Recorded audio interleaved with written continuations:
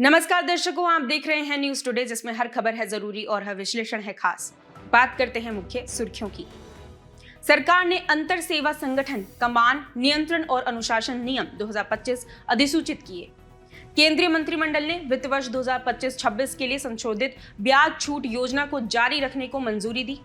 केंद्र ने डाक पैटर्न को खत्म करने पर हितधारक संवाद आयोजित किया। केंद्रीय वित्त मंत्रालय ने भारतीय कंपनियों द्वारा विदेशों में प्रत्यक्ष विदेशी निवेश (FDI) में वृद्धि पर चिंता जताई। IBBI ने IBBI insolvency resolution process for corporate personal विनियम 2016 में संशोधन को अधिसूचित किया। संयुक्त राष्ट्र आपदा जोखिम न्यूनीकरण कार्यालय UNDRR ने आपदा जोखिम न्यूनीकरण GAR पर वैश्विक मूल्यांकन रिपोर्ट 2025 जारी की। चलिए बढ़ते हैं आज की पहली मुख्य खबर की ओर। सरकार ने अंतर सेवा संगठन कमान नियंत्रण और अनुशासन नियम 2025 अधिसूचित किए। ये नियम अंतर सेवा संगठन कमान नियंत्रण और अनुशासन अधिनियम 2023 के तहत तैयार किए गए हैं।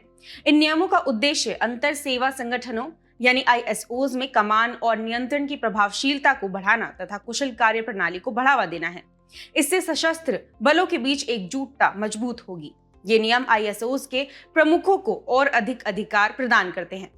इससे अधिकारी अनुशासनात्मक मामलों का शीघ्र निपटारा कर सकेंगे और प्रक्रियाओं में किसी तरह के दोहराव से बच सकेंगे।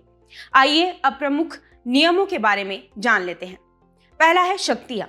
संयुक्त सेवा कमान यानी JSC के कमांडर इन चीफ CIC, अंतर सेवा प्रतिष्ठान के ऑफिसर इन कमांड OIC और अंतर सेवा इकाई के कमांडिंग ऑफिसर CO के पास ISO से जुड़े कार्मिक पर सभी अनुशासनात्मक एवं प्रशासनिक शक्तियां होंगी। चलिए अब नजर डालते हैं अवशिष्ट शक्तियों पर। Commander in chief, officer in command या कमांडिंग ऑफिसर की शक्तियों से संबंधित सभी अवशिष्ट मामले केंद्र सरकार को भेजे जाएंगे। चलिए अब ISO कमान नियंत्रण और अनुशासन अधिनियम के महत्वपूर्ण प्रावधान भी जान लेते हैं। इसमें पहला है ISO का गठन। केंद्र सरकार कमांडर इन चीफ या ऑफिसर इन कमांड की अध्यक्षता में एक ISO का गठन कर सकती है, जिसमें एक संयुक्त सेवा कमान भी शामिल है। इसमें तीनों सेवाओं थल सेना, नौसेना और वायुसेना में से कम 2 के कार्मिक होंगे। साथ ही ISO का प्रबंधन केंद्र सरकार में निहित है और यह राष्ट्रीय सुरक्षा, सामान्य प्रशासन या लोक हित के आधार पर निर्देश जारी कर सकती है। और तीसरा है कमांडिंग ऑफिसर यानी CO। यह अधिनियम एक कमांडिंग ऑफिसर के लिए प्रावधान करता है जो किसी यूनिट, जहाज या प्रतिष्ठान की कमान संभालेगा। आइए खबर के अंत में भारत में ISOs को भी समझ लेते हैं।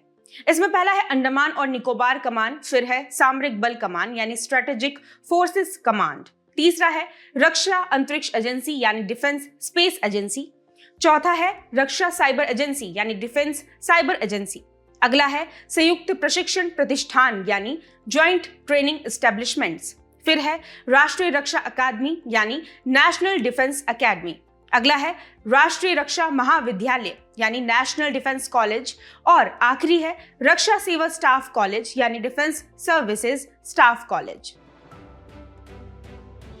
केंद्रीय मंत्रिमंडल ने वित्त वर्ष 2025-26 के लिए संशोधित ब्याज छूट योजना को जारी रखने को मंजूरी दी। हाल ही में केंद्रीय मंत्रिमंडल ने वित्त वर्ष 2025-26 के लिए संशोधित ब्याज छूट योजना यानी मॉडिफाइड इंटरेस्ट सबवेंशन स्कीम के तहत ब्याज छूट घटक को जारी रखने को मंजूरी दी है। साथ ही आवश्यक धनराशि को भी स्वीकृति दी गई है। चलिए सबसे पहले ये समझना जरूरी है कि संशोधित ब्याज छूट योजना है क्या। ये केंद्रीय क्षेत्र की योजना है जिसका उद्देश्य किसानों के लिए किसान क्रेडिट कार्ड यानी KCC के माध्यम से कम ब्याज दर पर अल्पकालिक ऋण की उपलब्धता सुनिश्चित करना है। अब बात करते हैं इस योजना के मुख्य बिंदुओं की। इस योजना के तहत किसानों को किसान क्रेडिट कार्ड के माध्यम से 3 लाख रुपए तक का अल्पकालिक ऋण 7% की रियायती ब्याज दर पर उपलब्ध कराया जाता है। इतना ही नहीं, इस योजना के तहत पात्र ऋणदाता संस्थानों को 1.5% की ब्याज छूट दी जाती है। इसके अलावा ऋणों को समय पर चुकाने वाले किसानों को 3% तक का प्रॉम्प्ट रीपेमेंट इंसेंटिव यानी त्वरित पुनर्भुगतान प्रोत्साहन के रूप में अतिरिक्त लाभ भी मिलता है। इससे प्रभावी ब्याज दर कम होकर 4% हो जाती है। आपको बता दें कि केवल पशुपालन या मत्स्य पालन हेतु लिए गए ऋणों पर ब्याज छूट का लाभ 2 लाख रुपए तक के ऋण पर ही मिलता है। इस योजना को लागू करने की जिम्मेदारी भारतीय रिजर्व बैंक यानी आरबीआई तथा राष्ट्रीय कृषि और ग्रामीण विकास बैंक नाबार्ड के कंधों पर है। इसके अलावा सरकार ने कृषि क्षेत्र ऋण को और मजबूत करने के लिए कई अन्य कदम भी उठाए हैं। पहला है कृषि अवसंरचना कोष यानी AIF। इस योजना के तहत फसल कटाई के बाद की हानि को कम करने और बिचौलियों की भूमिका समाप्त करने हेतु खेत के पास ही फसल भंडारण और लॉजिस्टिक सुविधाओं के निर्माण के लिए मध्यम से दीर्घ अवधि हेतु ऋण दिया जाता है। दूसरा है नवीकरणीय ऊर्जा का संवर्धन। PM कुसुम योजना के तहत सोलर पंप, मौजूदा पंपों का सौरीकरण और सौर ऊर्जा संयंत्रों की स्थापना पर 30 से 50% तक की सब्सिडी प्रदान की जाती है। इसका उद्देश्य ग्रीन हाउस गैस उत्सर्जन कम करना और ग्रामीण क्षेत्रों में ऊर्जा की आपूर्ति सुनिश्चित करना है। और आखिरी है स्वैच्छिक कार्बन बाजार, वॉलेंट्री कार्बन मार्केट यानी VCM। वीरा VCS प्लेटफॉर्म पर पंजीकृत 11 कृषि परियोजनाएं संधारणीय कृषि को बढ़ावा देती हैं और कार्बन क्रेडिट उत्पन्न करती हैं। चलिए बढ़ते हैं अगली मुख्य खबर की ओर। केंद्र ने डाक पैटर्न को खत्म करने पर हितधारक संवाद आयोजित किया। केंद्रीय उपभोक्ता मामलों के मंत्री ने सभी ई-कॉमर्स कंपनियों को उपभोक्ता संरक्षण को सुनिश्चित करते हुए डाक पैटर्न का विश्लेषण करने और उन्हें हटाने के लिए सेल्फ ऑडिट करने का निर्देश दिया है। आइए पहले डाक पैटर्न के बारे में जान लेते हैं। इसकी परिभाषा को देखें तो डाक पैटर्न ऐसे भ्रामक डिजाइन या यूजर इंटरफेस या यूजर एक्सपीरियंस तरीके होते हैं जिनसे उपभोक्ताओं को जानबूझकर भ्रमित या गुमराह किया जाता है। इससे वे ऐसा निर्णय ले लेते हैं जो वे वास्तव में नहीं लेना चाहते थे। इससे उपभोक्ता की स्वायत्तता, निर्णय लेने की स्वायत्तता या पसंद प्रभावित होती है। इसे एक प्रकार का भ्रामक विज्ञापन, व्यापार संबंधी अनुचित पद्धति या उपभोक्ता अधिकारों का उल्लंघन माना जाता है। आइए अब डाक पैटर्न से निपटने के प्रावधान भी जान लेते हैं। इसमें पहला है डाक पैटर्न की रोकथाम और विनियमन के लिए दिशा निर्देश 2023। इन्हें उपभोक्ता संरक्षण अधिनियम 2019 के तहत जारी किया गया है। इनके तहत 13 विशिष्ट डार्क पैटर्न की पहचान की गई है और उन्हें विनियमित किया गया है। अब डाक पैटर्न बस्टर हैकथॉन 2023 के माध्यम से विकसित उपभोक्ता संरक्षण हेतु टूल्स को देखें तो पहला है जागृति ऐप। यह उपभोक्ताओं को ई-कॉमर्स प्लेटफॉर्म पर डाक पैटर्न की रिपोर्ट सीधे केंद्रीय उपभोक्ता संरक्षण प्राधिकरण यानी कि CCPA को करने में सक्षम बनाता है। दूसरा है जागो ग्राहक जागो ऐप। यह उपयोगकर्ताओं को धोखाधड़ी वाले प्लेटफॉर्म से बचाता है और ई-कॉमर्स लिंक का रियल टाइम सेफ्टी स्कोर दिखाता है। अगला है जागृति डैशबोर्ड। यह एक एनालिटिकल टूल है जो ई-कॉमर्स वेबसाइट पर डाक पैटर्न का पूरा डेटा और रिपोर्ट तैयार करता है। यह CCPA की निगरानी में काम करता है। आइए खबर में आगे बढ़ते हुए डाक पैटर्न के विभिन्न प्रकारों को उदाहरणों के साथ समझते हैं। फॉल्स अर्जेंसी के तहत देखें तो सेल यानी उत्पाद बिक्री से संबंधित मिथ्या जल्दबाजी या सीमित स्टॉक का दिखावा कर ग्राहकों को तुरंत खरीदारी के लिए प्रेरित किया जाता है। बास्केट स्निकिंग तब होता है जब ग्राहक की जानकारी या अनुमति के बिना चेकआउट पर बास्केट में अतिरिक्त सामान जोड़ दिया जाता है। इसी के साथ कंफर्म शेमिंग में शर्मिंदा करने वाले शब्दों या भावनाओं का उपयोग कर ग्राहक को मना करने से रोका जाता है और उसके निर्णय को अपने अनुसार करने का प्रयास किया जाता है। वहीं फोर्स्ड एक्शन के अंतर्गत ग्राहक पर कोई अतिरिक्त सेवा या सामान लेने के लिए अन्य क्रियाओं के माध्यम से दबाव बनाया जाता है। इसके अलावा सब्सक्रिप्शन ट्रैप वह स्थिति होती है जब ग्राहक के लिए सब्सक्रिप्शन को रद्द करना जानबूझकर मुश्किल बना दिया जाता है तथा इंटरफेस इंटरफेरेंस में किसी महत्वपूर्ण जानकारी को छुपाया या किसी कम महत्वपूर्ण चीज को ज्यादा उजागर किया जाता है। बैट एंड स्विच में किसी अन्य वस्तु या सेवा का विज्ञापन करना लेकिन डिलीवरी में कोई और वस्तु या सेवा देने को शामिल किया जाता है। ड्रिप प्राइसिंग में शुरुआत में सस्ती कीमत दिखाकर अंतिम भुगतान समय पर अन्य लागतें जोड़ दी जाती हैं। डिसगाइज्ड एडवर्टाइजमेंट यानी छद्म विज्ञापन के तहत सामान्य कंटेंट को इस तरह पेश किया जाता है कि वह विज्ञापन लगे। नैगिंग में बार बार अनुरोध या नोटिफिकेशन दिखाकर ग्राहक को परेशान किया जाता है तथा ट्रिक क्वेश्चंस में उपयोगकर्ताओं को अनपेक्षित कार्यवाहियों में फंसाने के लिए भ्रामक या गुमराह करने वाले प्रश्नों का उपयोग किया जाता है। SaaS बिलिंग में सब्सक्रिप्शन सेवाओं में प्रचलन शुल्क या जटिल रद्दीकरण प्रक्रियाओं को शामिल किया जाता है। अंततः रोग मेलफेयर में किसी ऐप या अलर्ट को असली सिक्योरिटी मैसेज की तरह दिखाकर हानिकारक सॉफ्टवेयर फैलाया जाता है। केंद्रीय वित्त मंत्रालय ने भारतीय कंपनियों द्वारा विदेशों में प्रत्यक्ष विदेशी निवेश यानी एफडीआई में वृद्धि पर चिंता जताई। हाल ही में केंद्रीय वित्त मंत्रालय के आर्थिक कार्य विभाग ने अप्रैल 2025 की मासिक आर्थिक समीक्षा जारी की है। इस समीक्षा के अनुसार वित्तीय वर्ष 2025 के दौरान भारतीय कंपनियों द्वारा विदेशों में पूंजी निवेश, विशेष रूप से एफडीआई में लगभग 12.5 बिलियन डॉलर की वृद्धि दर्ज की गई है। विदेशों में पूंजी निवेश में एफडीआई के साथ निवल विदेशी पोर्टफोलियो निवेश यानी एफपीआई शामिल है। सबसे पहले ये जानते हैं कि प्रत्यक्ष विदेशी निवेश क्या है। भारतीय नजरिए से बात करें तो एफडीआई में जब भारत के बाहर के निवासी हमारे देश में किसी असूचीबद्ध भारतीय कंपनी में इक्विटी के माध्यम से निवेश करते हैं या किसी सूचीबद्ध भारतीय कंपनी के शेयरों के जारी होने के बाद फुली डाइल्यूटेड आधार पर पेड अप कैपिटल के 10% या उससे अधिक का निवेश होता है। बात करें फुली डाइल्यूटेड शेयर की तो ये किसी कंपनी के कुल सामान्य शेयरों की संख्या को दर्शाते हैं। इनमें शामिल होते हैं वर्तमान में शेयर धारकों के पास मौजूद आउटस्टैंडिंग शेयर्स और वे संभावित शेयर्स जिन्हें प्रेफरेंस शेयर्स, स्टॉक ऑप्शंस आदि के रूपांतरण से प्राप्त किया जा सकता है। आसान शब्दों में प्रत्यक्ष विदेशी निवेश तब होता है जब कोई कंपनी किसी दूसरे देश की व्यावसायिक कंपनी में नियंत्रक स्वामित्व प्राप्त कर लेती है। दूसरी ओर विदेशी पोर्टफोलियो निवेश यानी एफपीआई विदेशी परिसंपत्तियों में हिस्सेदारी को दर्शाता है, लेकिन इसमें कंपनी के प्रबंधन या स्वामित्व का नियंत्रण शामिल नहीं होता। एफडीआई की खास बात यह है कि इसके माध्यम से विदेशी कंपनियां केवल पूंजी ही नहीं लाती हैं, बल्कि अपने साथ ज्ञान, कौशल और तकनीकें भी लाती हैं। अब सवाल यह है कि भारतीय कंपनियां विदेशों में इतना निवेश क्यों कर रही हैं। सबसे पहले है वैश्विक आर्थिक अनिश्चितता का माहौल। संयुक्त राज्य अमेरिका में व्यापार प्रतिबंधों और टैरिफ में वृद्धि के चलते भारतीय कंपनियां देश में निवेश को लेकर सतर्क हो गई हैं। दूसरा, शासन प्रशासन में खामियां। भारत और निवेश प्राप्त करने वाले देशों में नियम कानून में कमियों के कारण भारतीय कंपनियां सिंगापुर, मॉरिशस और नीदरलैंड जैसे टैक्स हेवेंस देशों में विदेशी निवेश कर रही हैं। तीसरा, इक्विटी और गारंटी में तेज वृद्धि। आरबीआई के विदेशी मुद्रा विभाग के अनुसार भारतीय कंपनियों द्वारा अपनी विदेशी सहायक कंपनियों को जारी गारंटियां विदेशों में उनके व्यवसाय के प्रसार का एक तरीका बनता जा रहा है। दरअसल भारतीय कंपनियों द्वारा समर्थित गारंटी विशेष रूप से बैंक गारंटी की वजह से सहायक कंपनियों के लिए विदेशी संस्थाओं से कर्ज लेना या फंड जुटाना आसान बन जाता है। इसके अलावा भारतीय कंपनियां मूल्य श्रृंखलाओं में अपनी स्थिति को मजबूत बनाने, अफ्रीका जैसे नए बाजारों में अपनी पकड़ बनाने आदि के लिए भी विदेशों में पूंजी निवेश किया जा रहा है। लेकिन इस बढ़ते निवेश का भारत पर क्या प्रभाव पड़ रहा है, अब ये जानते हैं। पहले बात करते हैं नकारात्मक प्रभाव की।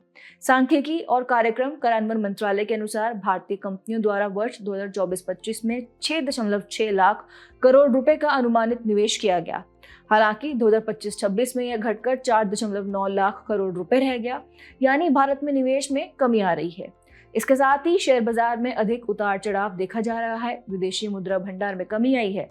भारतीय मुद्रा का अवमूल्यन जैसे प्रभाव भी देखे जा रहे हैं। सकारात्मक पक्ष की बात करें तो यह निवेश भारत की सॉफ्ट पावर को बढ़ाने में मदद कर रहा है। अफ्रीकी देशों में निवेश से वहां के लोगों में भारत के प्रति सकारात्मक दृष्टिकोण बना हुआ है।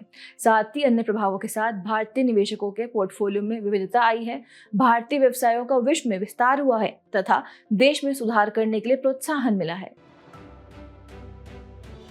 चलिए बढ़ते हैं अगली मुख्य खबर की ओर। आईबीबीआई ने IBBI insolvency resolution process for corporate personal विनियम 2016 में संशोधन को अधिसूचित किया। इसका उद्देश्य हितधारक के प्रतिनिधित्व में सुधार करना, अनुपालन को सरल बनाना और समाधान प्रक्रिया में पारदर्शिता बढ़ाना है। आइए पहले insolvency and bankruptcy board of India IBBI द्वारा संशोधन क्या है ये जान लेते हैं। कॉर्पोरेट इंसॉल्वेंसी रिजोल्यूशन प्रोसेस यानी सीआईआरपी के लिए संशोधित फॉर्म को देखें तो इससे इंसॉल्वेंसी प्रोफेशनल्स यानी आईपीएस पर अनुपालन बोझ कम होगा और एक मानकीकृत मासिक रिपोर्टिंग चक्र शुरू किया जाएगा। अब सीआईआरपी क्या है ये जानते हैं। यह एक प्रक्रिया है जिसमें देखा जाता है कि डिफॉल्टर यानी ऋण नहीं चुकाने वाली कंपनी अपना ऋण चुकाने में सक्षम है या नहीं। अगर नहीं है तो कंपनी को पुनर्गठित किया जाता है या परिसमापन यानी लिक्विडेशन किया जाता है। आइए अब ये जानते हैं कि सीआईआरपी को कौन शुरू कर सकता है। फाइनेंशियल क्रेडिटर, ऑपरेशनल क्रेडिटर या स्वयं कंपनी सीआईआरपी शुरू कर सकती है। अब इसमें रेजोल्यूशन प्लान में लोचशीलता को देखें तो रेजोल्यूशन प्रोफेशनल्स को न केवल संपूर्ण कंपनी के लिए बल्कि इसकी एक या अधिक परिसंपत्तियों की बिक्री के लिए भी रेजोल्यूशन प्लान आमंत्रित करने की अनुमति दी गई है। इससे अलग अलग क्षेत्रकों में परिसंपत्तियां रखने वाली कंपनियों का रेजोल्यूशन आसान होगा तथा क्षेत्रक विशिष्ट खरीदार भी मिल सकेंगे। वहीं ऋणदाताओं की समिति COC रिजोल्यूशन प्रोफेशनल्स को निर्देश दे सकती है कि वह अंतरिम वित्त प्रदाताओं को मतदान के अधिकार के बिना पर्यवेक्षक के रूप में उपस्थित होने के लिए आमंत्रित करे। अब बात करें इंसॉल्वेंसी प्रोफेशनल्स के लिए दिशा निर्देश की, तो 1 जुलाई से 31 दिसंबर 2025 तक के लिए एक साझा क्षेत्रवार यानी जोन वाइज पैनल बनाया जाएगा ताकि NCLT यानी राष्ट्रीय कंपनी विधि अधिकरण और DRT यानी ऋण वसूली अधिकरण में इंसॉल्वेंसी प्रोफेशनल्स यानी IPs की नियुक्तियों में होने वाली देरी को कम किया जा सके। आइए खबर को समाप्त करने से पहले इंसॉल्वेंसी एंड बैंक्रप्सी कोड यानी IBC 2016 के बारे में भी बात कर लेते हैं। यह भारत में सभी संस्थाओं जैसे कॉर्पोरेट और व्यक्तिगत दोनों में इंसॉल्वेंसी रिजोल्यूशन के लिए एक अम्ब्रेला कानून है। आपको बता दें कि IBC के 4 स्तंभ हैं। पहला है इंसॉल्वेंसी प्रोफेशनल्स और इंसॉल्वेंसी प्रोफेशनल्स एजेंसियां शोधन अक्षमता यानी इंसॉल्वेंसी, परिसमापन और दिवाला यानी बैंक्रप्सी प्रक्रिया का प्रबंधन करती है। अगला है इंफॉर्मेशन यूटिलिटीज के तहत उधारदाताओं को उधार देने की शर्तों के बारे में तथ्य संग्रहित किए जाते हैं। तीसरा है न्याय निर्णय प्राधिकरण यानी AA में कॉर्पोरेट इंसॉल्वेंसी के लिए राष्ट्रीय कंपनी विधि अधिकरण यानी NCLT और व्यक्तिगत इंसॉल्वेंसी के लिए ऋण वसूली अधिकरण यानी DRT शामिल है। अपीलीय प्राधिकरण 2 प्रकार के हैं, जो राष्ट्रीय कंपनी विधि अपीलीय अधिकरण यानी NCLAT और भारत का सुप्रीम कोर्ट है। और आखिरी है IBBI, यह विनियामक के रूप में विभिन्न प्रक्रियाओं के लिए विनियमन निर्धारित करता है। बढ़ते हैं आज की अंतिम मुख्य खबर की ओर। संयुक्त राष्ट्र आपदा जोखिम न्यूनीकरण कार्यालय यानी UNDRR ने आपदा जोखिम न्यूनीकरण यानी GAR पर वैश्विक मूल्यांकन रिपोर्ट 2025 जारी की। इस रिपोर्ट का शीर्षक है resilience pays, financing and investing for our future. यह रिपोर्ट बताती है कि जोखिम को ध्यान में रखकर किया गया निवेश कैसे कर्ज, बीमा न होने के कारण होने वाले नुकसान और मानवीय जरूरतों को कम कर सकता है। चलिए रिपोर्ट के मुख्य बिंदुओं पर एक नजर डालते हैं। सबसे पहले इस रिपोर्ट में बताया गया है कि आपदाओं की लागत बढ़ रही है। हर साल आपदाओं से होने वाला कुल नुकसान अब 2.3 ट्रिलियन अमेरिकी डॉलर से अधिक हो गया है। इनमें से ज्यादातर नुकसान बीमाकृत नहीं है, यहाँ तक कि विकसित देशों में भी यही स्थिति है। इसके अलावा विकासशील देशों की स्थिति और भी नाजुक है। 2023 तक केवल 49% अल्प विकसित देशों यानी LDCs के पास बहु जोखिम की शुरुआती चेतावनी प्रणाली थी। साथ ही यह भी सामने आया है कि रोकथाम में निवेश बेहद कम हो रहा है।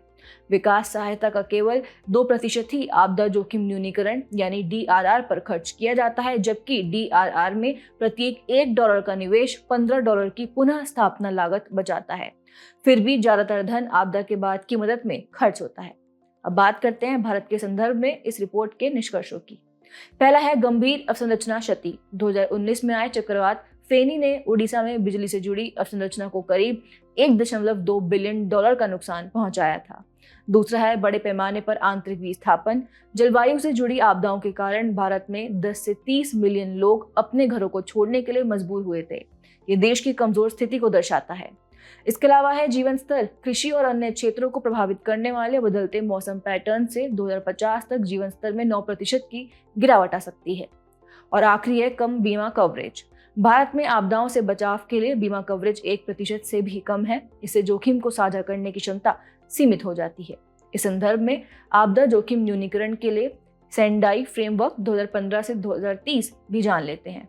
यह योगो फ्रेमवर्क फॉर एक्शन 2005 से 2015 का अगला कदम यानी उत्तराधिकारी साधन है। इसका उद्देश्य नई आपदाओं के खतरे को रोकना और पहले से मौजूद जोखिमों को कम करना है। इसके लिए इसमें 7 स्पष्ट लक्ष्य और 4 प्रमुख कार्य प्राथमिकताएं बताई गई हैं। फ्रेमवर्क की प्राथमिकताएं देखें तो इसमें आपदा जोखिम को समझना और आपदा जोखिम गवर्नेंस को मजबूत करना और पुनर्प्राप्ति, पुनर्वास और पुनर्निर्माण में बिल्ड बैक बेटर शामिल है। चलिए बढ़ते हमारे खास सेगमेंट सुर्खियों में रहे व्यक्तित्व की तरफ। आज हम बात करेंगे विनायक दामोदर सावरकर जी के बारे में। हाल ही में प्रधानमंत्री ने श्री विनायक दामोदर सावरकर को उनकी जयंती पर श्रद्धांजलि अर्पित की। इनका जन्म महाराष्ट्र के नासिक के पास स्थित बागूर गांव में हुआ था। बात करें इनके प्रमुख योगदान की तो पहला है क्रांतिकारी राष्ट्रवाद। उन्होंने 1904 में अभिनव भारत सोसाइटी की स्थापना की और भारत की स्वतंत्रता के लिए सशस्त्र संघर्ष का समर्थन किया। दूसरा, प्रवासी भारतीयों को संगठित करना। 1906 में विदेशों में भारतीय छात्रों को संगठित करने के लिए लंदन में फ्री इंडिया सोसाइटी की स्थापना की। इसके अलावा उन्होंने 1857 की क्रांति पर प्रथम स्वतंत्रता संग्राम की रचना की। साथ ही 1910 में बंबई में उन पर राजद्रोह का मुकदमा चलाया गया और उन्हें दोहरे आजीवन कारावास की सजा सुनाई गई, जो कुल मिलाकर लगभग 50 वर्ष का कठोर कारावास था। उन्होंने अपने जीवन काम में कई सामाजिक सुधार किए, जैसे उन्होंने अस्पृश्यता का सक्रिय रूप से विरोध किया। साथ ही पतित पावन मंदिर का निर्माण कराया, जहां दलितों को पुजारी नियुक्त किया गया। इतना ही नहीं, उन्होंने राष्ट्रीय एकता का समर्थन भी किया। 1937 से 1944 के बीच हिंदू महासभा के अध्यक्ष के रूप में उन्होंने क्रिप्स मिशन और वेवेल योजना के दौरान ब्रिटिश सरकार से राजनीतिक वार्ता में भाग भी लिया। चलिए बुलेटिन के आखिर में बढ़ते हैं आज की संक्षिप्त सुर्खियों की तरफ। भारत और जर्मनी रणनीतिक साझेदारी की 25वीं वर्षगांठ मना रहे हैं। अब इसके राजनयिक संबंध को देखें तो भारत प्रथम विश्व युद्ध के बाद जर्मनी के साथ संबंध स्थापित करने वाले आरंभिक देशों में शामिल था। हाल ही में टीसीएस के चेयरमैन ने आईटी और बिजनेस सेवाओं में डाक फैक्ट्रियों के भविष्य की संभावनाओं पर प्रकाश डाला है। इन्हें लाइट्स आउट फैक्ट्रियों के नाम से भी जाना जाता है। हाल ही में विज्ञान और प्रौद्योगिकी विभाग यानी डीएसटी के तहत बैटरी शिखर सम्मेलन 2025 में बैटरी आधार पहल शुरू की गई। इसके अंतर्गत प्रत्येक बैटरी पैक को एक विशिष्ट डिजिटल पहचान दी जाएगी। विश्व मौसम विज्ञान संगठन और यूके मौसम विज्ञान कार्यालय ने WMO वैश्विक वार्षिक से दशकीय क्लाइमेट अपडेट 2025 से 2029 जारी किया। दिल्ली में हाल ही में आए तेज तूफान ने एक अजीब आकृति ली, जो कि आधे चांद या तीर कमान जैसी दिखती थी, जिसे बो इको कहा जाता है। यह एक रडार पर दिखने वाला सिग्नल होता है, जो यह बताता है कि बहुत तेज हवाओं वाला तूफान आ रहा है। जब तेज हवाएं तूफान की रेखा यानी स्टॉर्म लाइन के बीच के हिस्से को आगे की तरफ धकेलती है, तो वह धनुष यानी बो जैसी आकृति बना लेती है। उत्तर प्रदेश सरकार ने काला नमक चावल, जिसे बुद्ध चावल भी कहा जाता है, को बौद्ध बहुल देशों में निर्यात करने की योजना बनाई है। इसे 2013 में जीआई टैग मिला था। कुंभकोणम वेट्रिलाई या पान के पत्ते को हाल ही में भारत सरकार द्वारा भौगोलिक संकेत यानी जीआई टैग दिया गया है, जो इसकी क्षेत्रीय विशेषता और सांस्कृतिक महत्व को मान्यता देता है। कुल 139 प्रतिष्ठित व्यक्तियों को अप्रैल में प्रथम नागरिक अलंकरण समारोह के दौरान 71 और मई में दूसरे समारोह में 68 को राष्ट्रपति द्वारा पद्म पुरस्कारों से सम्मानित किया गया। जाने से पहले आपकी समझ की परीक्षा के लिए डालते हैं एक नजर हमारे स्पेशल सेगमेंट प्रश्नोत्तरी पर।